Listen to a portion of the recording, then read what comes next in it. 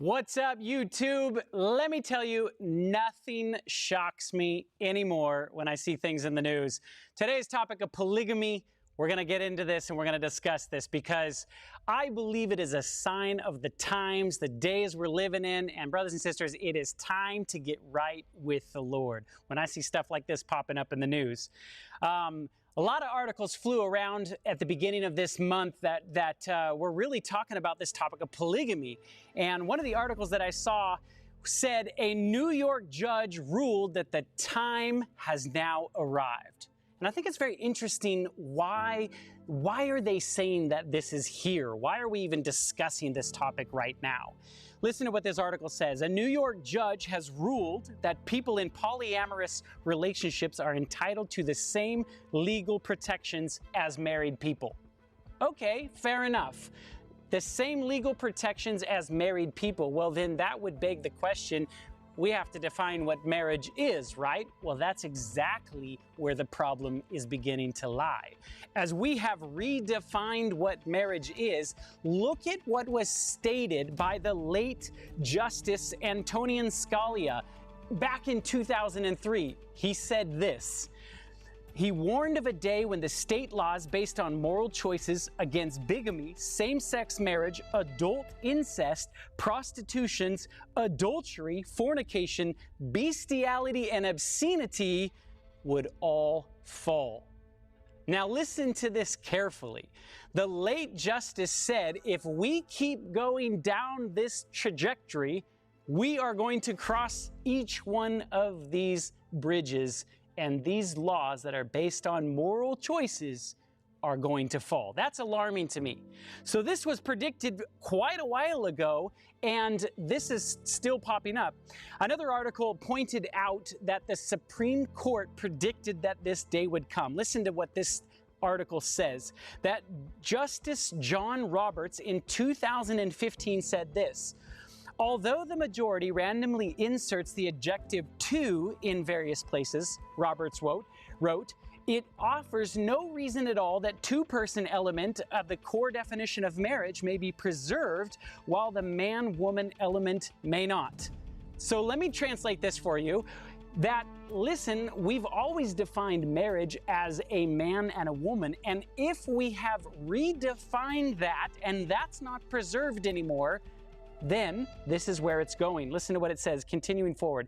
If not having the opportunity to marry serves to disrespect and subordinate gay and lesbian couples, why wouldn't the same imposition of this disability serve to disrespect and subordinate people who find fulfillment in polyamorous relationships? So if you're going to redefine marriage between a man and a woman and say that doesn't exist anymore, now it can be whatever, then why would the number actually change? And watch this.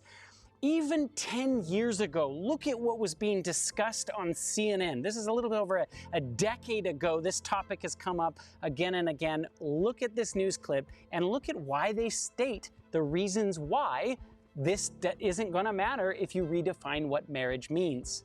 You know, polygamy is about harems and prostitution and the subjugation of women and the abuse of children and women. It has nothing to do with two couples, a male and a female, or a man and a woman and a woman who love each other and want to live a married life. I mean, this is about concubines, it's about criminal acts, and unfortunately these laws are not being enforced in the state of Utah.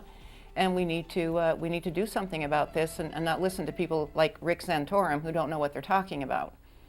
Tony, the judge's ruling overturned a section of Utah law that prohibited cohabitation among consenting adults. It did stop short of legalizing plural marriages. Why is that a problem to you?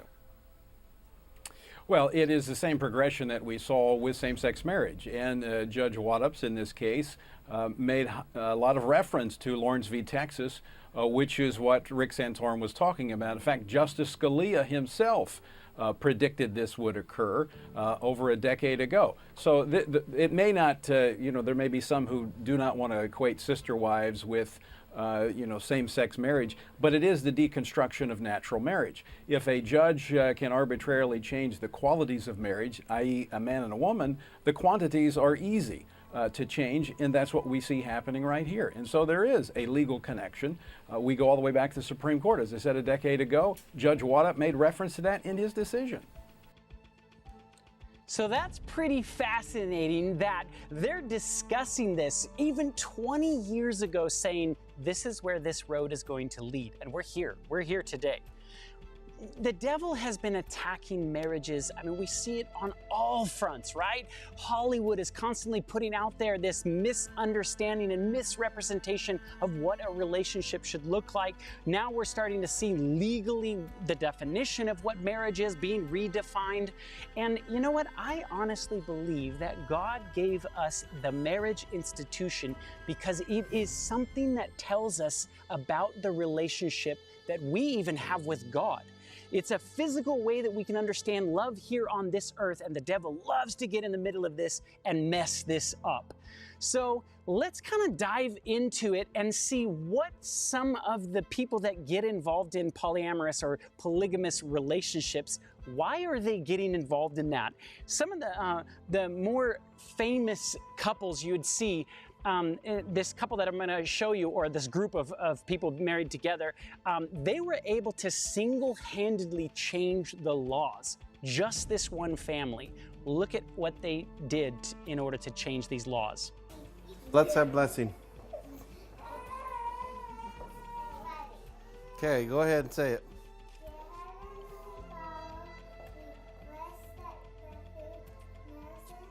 It is a love story for me. We've all come from plural families, and you know, I just graduated from high school. I really was focused on school. I wasn't looking to fall in love. I knew Joe, he was friends with my brother, and then Vicky is my cousin, and I have hundreds of cousins. So I think I saw Vicky and Val twice when we were kids. When we got older, Vicky and I became friends. As the relationship of the two of them blossomed, I decided they're going to come out after me together. And that was very confronting for me. It was a surprise to all of us. But we were just like, let's kind of see where this goes. We're just open to Yeah. the lifestyle, so might as well Yeah, look because into we it. both believed in it, and so we were like, why not look at it and see how it... Shortly, she joined the family along with 5 kids, and we became a plural Brady Bunch family. There's something I want to point out about this particular situation here. Obviously, they're showing you a picture of an incredible amount of children. And listen to what these wives said was one of the reasons why they felt comfortable getting in this in the first place, was because their parents did it. That ought to be a lesson to any of us. However we view a relationship, however we as adults and bringing children into the world, they're gonna take that one step and run with it because that's the world that we've shown them. And so it's very interesting to me that they're comfortable with this, they're continuing this on. And so this one family has been advocates in the state of Utah to be changing of the laws on this. Look at how they were able to do that. Marriage to 3 women, isn't that illegal? You have never seen any family like the Dargers. Love Times 3, our true story of a polygamous marriage. We have the Dargers here. Joe, do you constantly smile? Huh? We realized that narrative that we talked about is so strong that if we didn't start doing more interviews or be in public or talking about it, even though it was a risk to talk about, if we didn't do that, it was not ever going to change. We really tried to examine what we had to do to change the law. We did a lot of politicking. We got a lot of people active in politics. I want to thank Joe Darger for the invitation to speak on this really important issue. Joe has had a number of insights that were crucial to bringing about decriminalization in Utah. In the first place, he said, we have tried for many years the freedom of religion argument, and it has never worked. He said the freedom of religion argument does not, in fact, cause people to open up and say that they want to accept those of us who are practicing polygamy. It was defeated by the Supreme Court in the Reynolds decision in the late 19th century. It has been defeated in courts over and over again. He said, polygamy is a free speech issue. He said, nobody gets in trouble because he has slept with a bunch of different women and had children by them. He said, I have children with 3 women and I call them my wives. And it's because I use the word wives that our lives are stigmatized. He said, that is a free speech issue. I should be able to call them whatever I want to call them. And so it was the revelation, I think, that this could be negotiated as a free speech issue that was his great primary insight and the beginning of the shift toward decriminalization. A lot of people know there's no way you're ever going to change the law in a Mormon legislature, and we had that unanimously passed in the Senate, overwhelmingly passed in the House. Polygamy is not legalized, to be clear, but it's decriminalized. We got it to go from criminal, felonious, to now it's an infraction in 18 years. So how exactly did this family get the laws to change almost in a single generation? By being more public, by going publicly onto media sites. So, you know, this is another lesson in what we've been hammering since the beginning of this ministry, right? What is put out in the world through the media has the potential ability to change the world's views on certain things. Media is powerful. I mean, look at how many people are obsessed with everything that YouTube is putting out right now, even more so sometimes than even mainstream movies. That tells you the world responds to media. That's another telltale sign of what you should be careful, what you're paying attention to. But it's interesting that this family turns in like that and is able to change the laws, but is it always men that seem to be in polygamy relationships? There's actually a number of women that are starting to subscribe to this as well. And so I wanted to be fair and show you this isn't just a male-dominated, got many wives. Women actually are subscribing to this lifestyle too. And look at the reason why this particular female is deciding that she wants this in her life. Kat is my girlfriend. I would say Bob is my boyfriend. There was a time in which Luke and I were dating Rachel and her partner at the time. She's a person I kiss on the lips when she leaves my house. I definitely know what's sort of problematic about the statement of like, oh, I don't want to have a hierarchical relationship structure and relationship anarchy and then like getting married.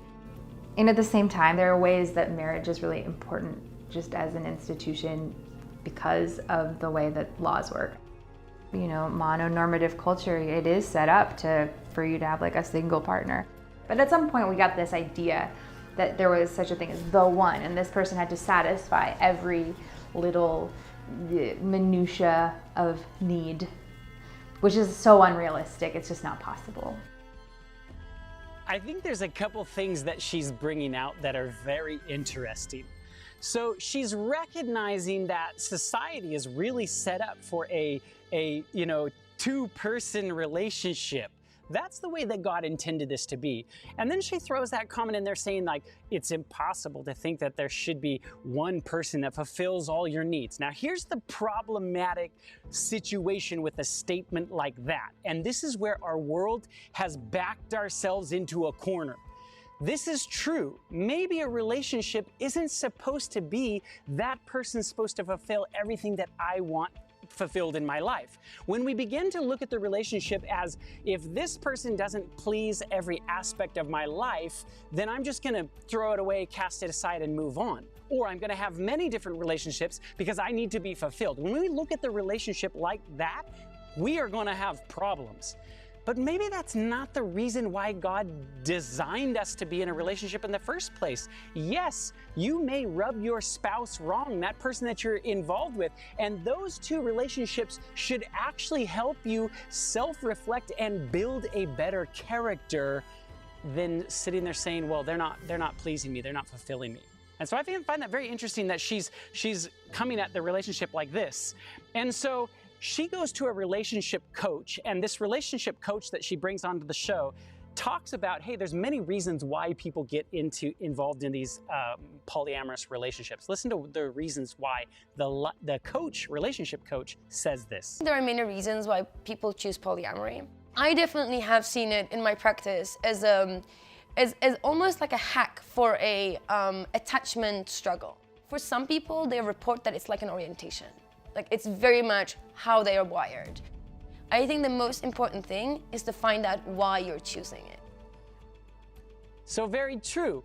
She's taking a look at it going, okay, a lot of people are choosing this, but she's seeing a repetition of somebody saying that they have an attachment issues, attachment disorders. So they're choosing many things because they can't attach to one thing. Now that's really interesting because you know, when you have an issue with attachment, that means that there's something that you're not feeling close to those people. And so that's exactly what they show you later on with this girl. She keeps these boxes, the one that was in all the polyamorous relationships, she keeps boxes with little memorabilia of each one. And so as she's going through and she's sharing with the camera, like, what was it about this relationship that really made her feel close? And what was it about this one? Listen to what she says about what even got her into this lifestyle in the first place. I love Luke as much as, more than, in a different way than, with all of my heart, versus Sam. Like, I love Luke so much, and the relationship just isn't my skeleton. It felt like my skeleton was removed and I was just like a jello-y pile when Sam left me.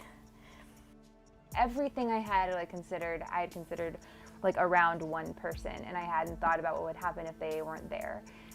And I thought, like, that's not how it should be. This has happened to me before. So she wasn't even thinking along these lines until someone she really, truly, honestly loved broke her heart, left the relationship. She felt a huge hole and then realized, I don't ever want to feel like that again. So then she chose to have many different lovers in her life so that she would never feel like that again.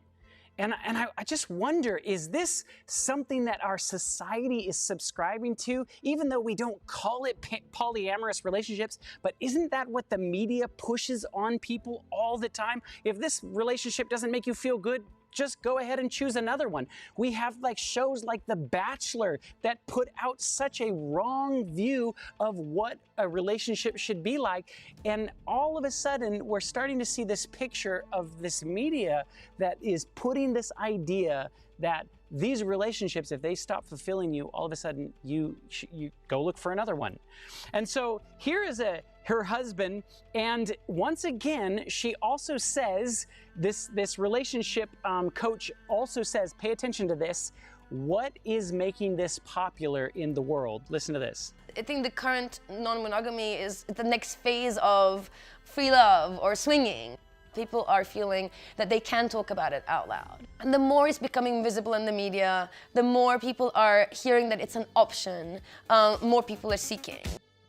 So once again, you're hearing a very similar thing pop up. The more that we put this out in the media, the more that we make movies about it, or more that we highlight these things. I even questioned whether we should highlight this simply because of putting the information out there. But when I saw and read the articles from the Justice that said, listen, 20 years ago, they started saying that we were going to end up here. I said, we need to talk about this. Maybe this is something that you need to prayerfully talk about if you have small children, because this is the world that we are running to. And the rest of this society is starting to become more and more open to these ideas. So we need to address some of these ideas. So here's another relationship that I want to show you that got into a polyamorous marriage situation, but it didn't start out like that. And it's very interesting that they discuss some of these feelings that come along with this. And I want you to pay attention to the main wife, how she felt getting involved in this relationship. This is 28-year-old Isaiah and his two wives, 28-year-old Marlene and 20-year-old Becca. Marlene and Isaiah married young. Both were only 18, but committed to living in a plural marriage. Like most newlyweds here, they moved into a small trailer and started raising a family. After 8 years of living in monogamy, they were joined by a second wife, Becca. So what happened with you, Becca? One day I was in church, and I was sitting with my sister Sharon, and I saw him walk through the door. I had a feeling just come over me, and I turned to Sharon and I said, yeah, that's who I feel like I belong to. At 19, Becca married Isaiah and Marlene. As I watch the three of them, laughing, joking, and making sushi, they make it look so easy. They could be the poster family for polygamy. And I have to wonder, did they always get along this well? It kind of messed with my head a little bit. I mean, we're so different, you know? I mean, I'm tall, she's short, she's blonde, I'm brunette. Would you characterize it as kind of a little envy or jealousy initially? Yeah. I think that there's absolutely jealousies to work through. I think it's a normal human emotion. I think it's sad to me to think of, like, I'm married and in a committed relationship with my wife. To even consider the idea of bringing another third person into that situation is just, it's so crazy to even think about. How could you even get over that jealousy? And it's mind-boggling to see that people can do this. But there's some important lessons that I think that we need to hear coming out of why people are choosing to be in these situations. So I want to share with you one other couple, and this couple had a polyamorous relationship and they brought people in and out. They're not married, but they're living in a throuple, basically a three-coupled relationship together.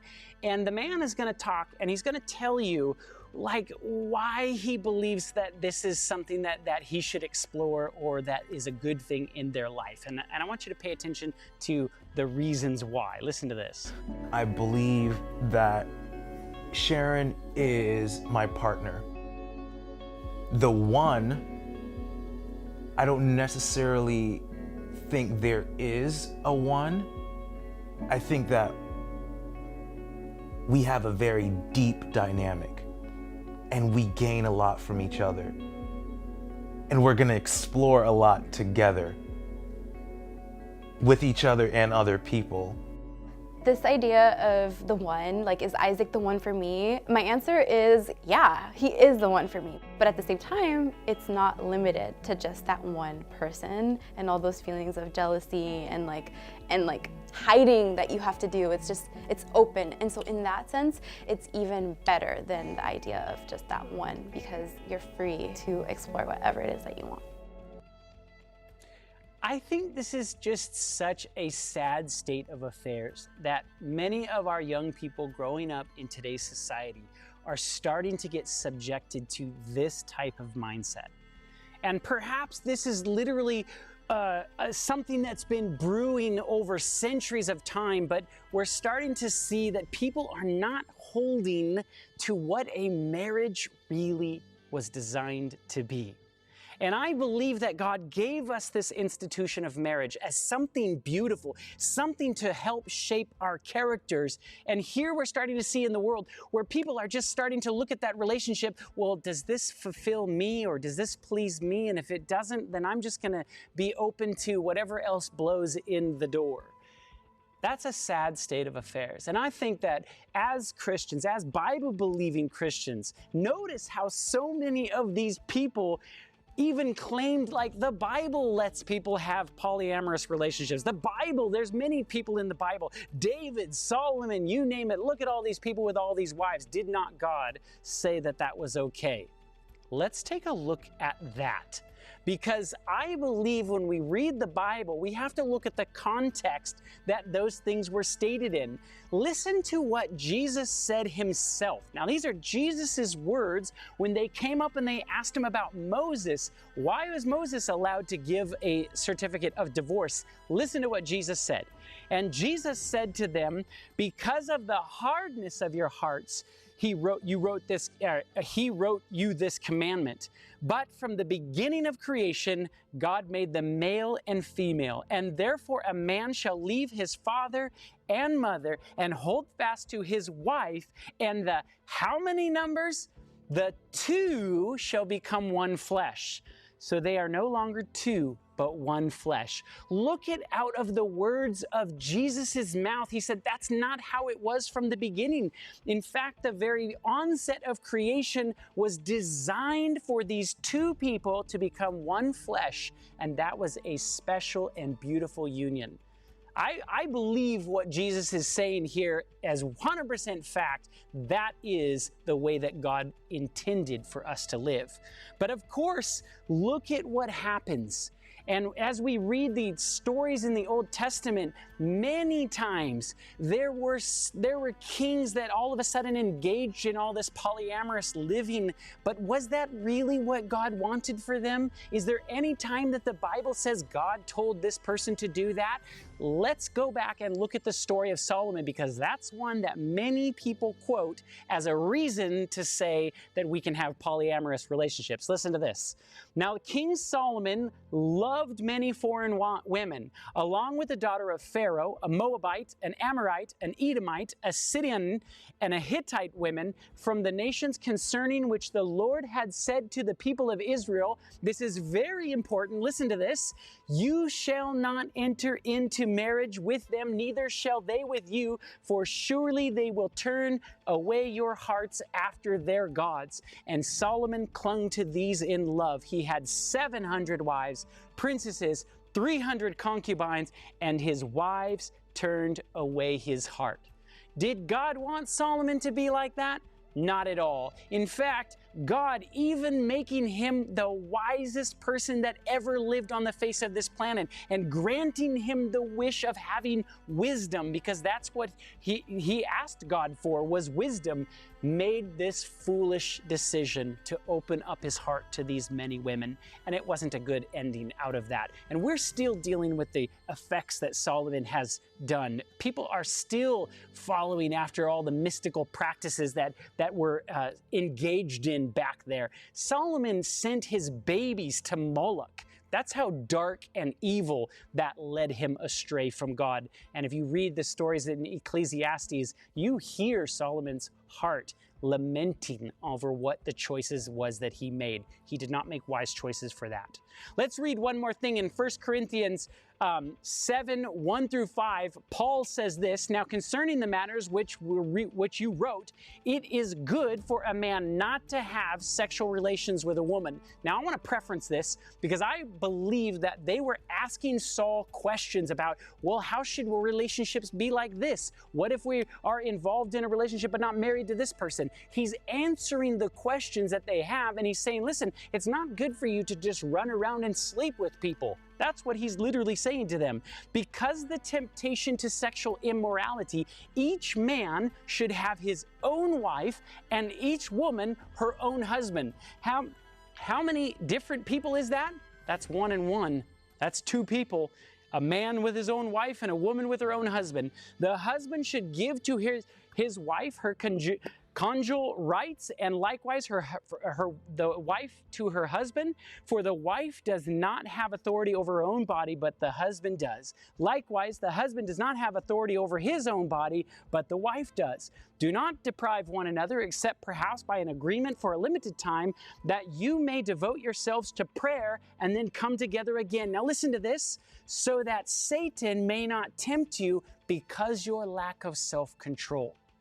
God was saying he wanted us to be in a relationship, a man and a woman. That's how he designed us to be.